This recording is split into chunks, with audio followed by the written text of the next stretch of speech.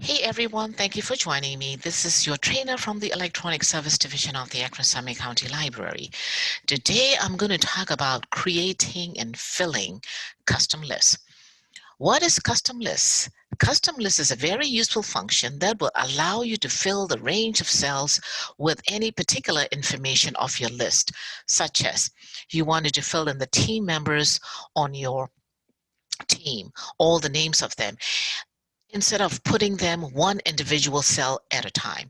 So the whole point of creating a custom list is to remove the repetitive work and to remove the manual errors when you input the data.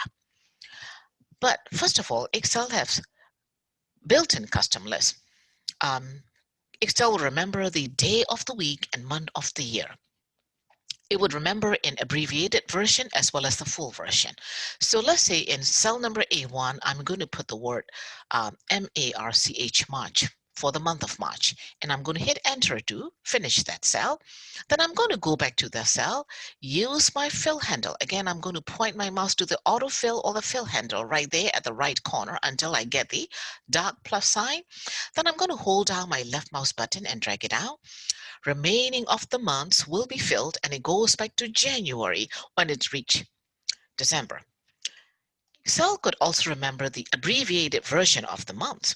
If I put the word SEP for September, hit enter. Let's go back to that. Use your fill handle, drag it down. The remaining of the months will be filled according to the months of the year. Similar thing with the days of the week. Monday, go back to that. Use your fill handle, dragging it down. The remaining of the day will be filled.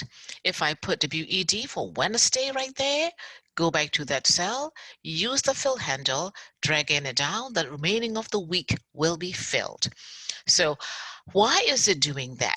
It is because in the Excel options, you will find there is the custom list already created there. So I'm going to show you how to get there.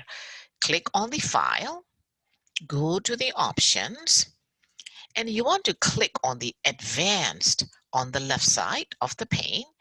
In there, if you scroll down until you see the word general, I believe, general.